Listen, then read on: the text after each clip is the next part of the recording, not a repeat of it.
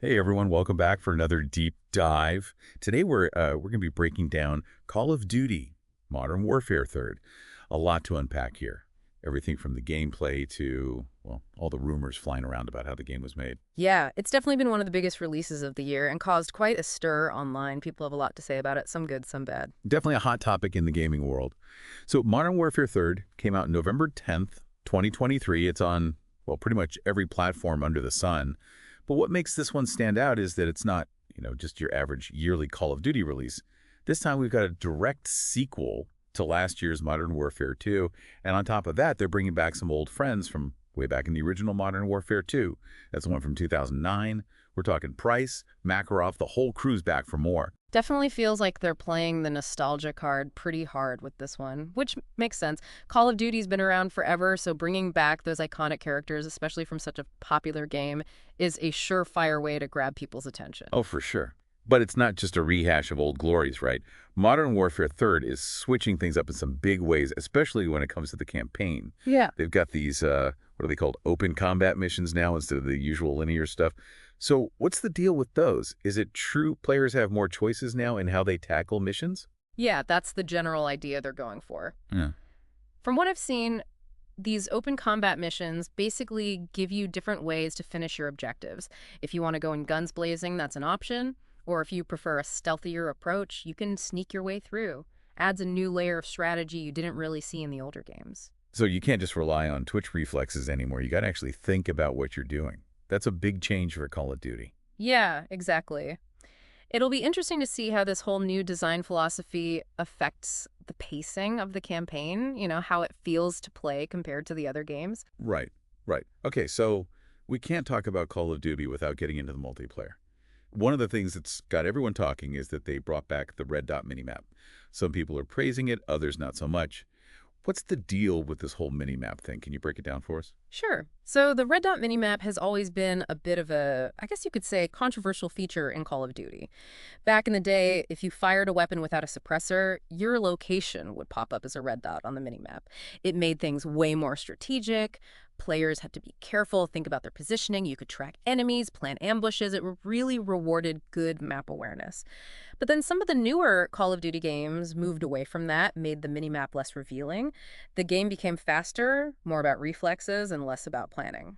Not everyone was happy about that change, to say the least. So bringing back the red dot minimap is kind of like them admitting that maybe, just maybe, they went a little too far in the other direction. Like they're trying to bring back some of that old school tactical gameplay.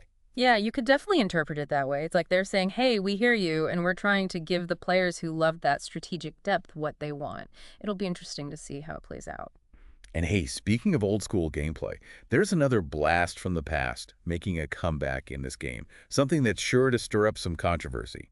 I'm talking about, you guessed it, slide canceling. Ah, yes, slide canceling. That old chestnut. It's back and ready to ruffle some feathers. Now, some of our listeners might not be familiar with this whole slide canceling thing.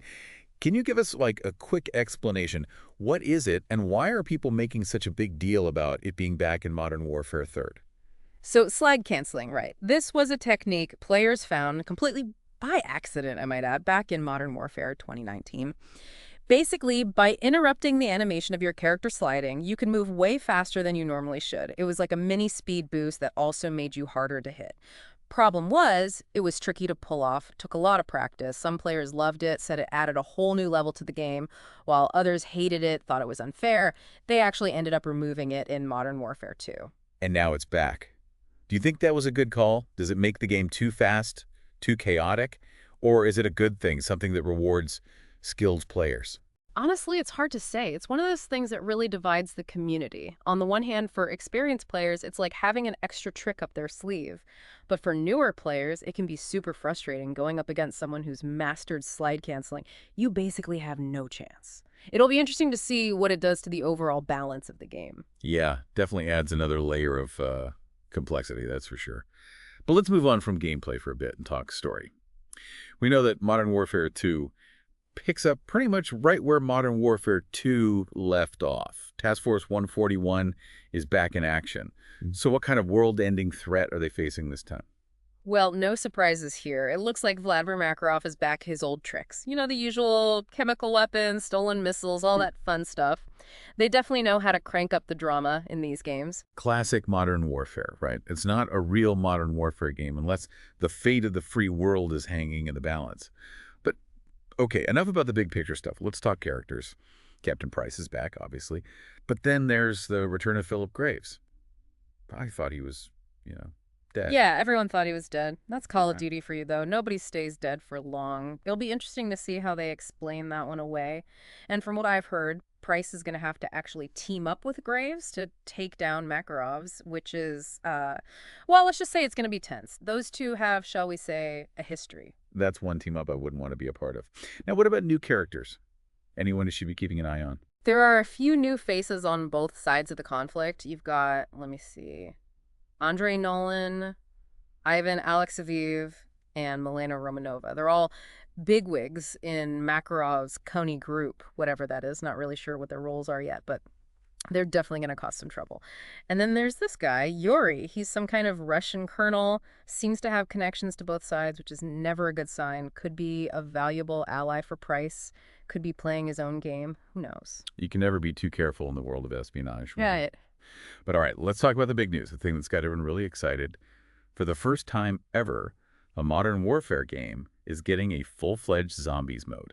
Yeah, it's huge. And it sounds like they're really going all out with this one. This isn't just some tacked-on afterthought, right? Yeah. We're talking about a massive open-world zombies experience co-developed by Treyarch, the studio that basically wrote the book on zombie games with the Black Ops series.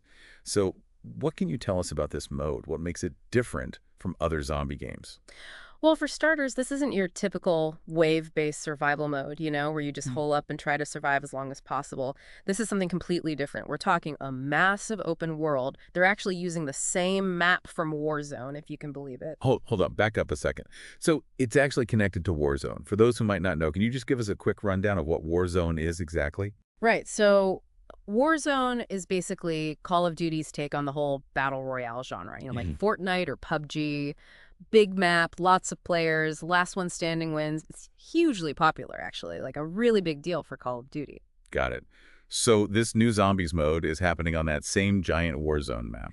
That's something else. What else do we know? Okay, so you're not just running around trying to survive against zombies. You're part of a squad, and you're competing against other players, as well as these AI-controlled enemies, for loot and resources. Your goal is to complete objectives, gather as much loot as you can, and then, get this, you have a choice. You can either extract, get out with whatever you've managed to collect, or you can risk it all and try to get more. Okay, so it's like a mix of player versus environment and player versus player, with a little bit of that escape from Tarkov vibe thrown in for good measure. Yeah. That's ambitious is one word for it. That's putting it mildly. This is a bold move, not just for zombies, but for modern warfare as a whole. It's either going to be brilliant or a complete disaster. There's really no in-between. It's a lot to wrap your head around, that's for sure.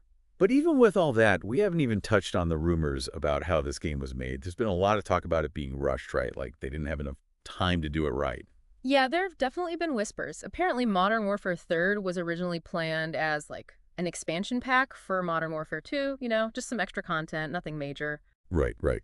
So instead of just adding a few more things to last year's game, they decided to make it a whole new sequel. That's a pretty big change. Do we know what kind of impact that had on the final game? It's hard to say for sure unless you're, actually working on the game.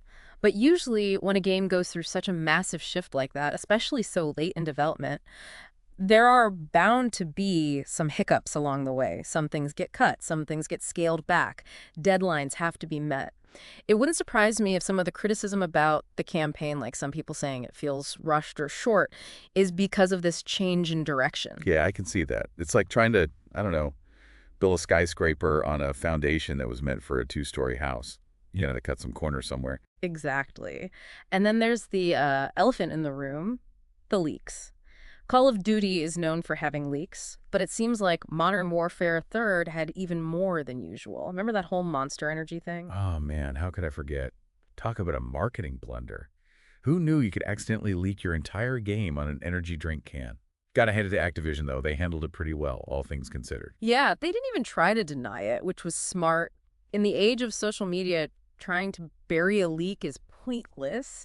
It's gonna get out there one way or another, so they just rolled with it, even made a few jokes about it. Sometimes the best damage control is just to laugh at yourself, I guess. Uh, But okay, enough about leaks and rumors. Let's talk about the actual game now that it's out. What are people saying? it's kind of mixed, to be honest, which honestly is to be expected with a game this big. The multiplayer seems to be a hit, especially with the older crowd.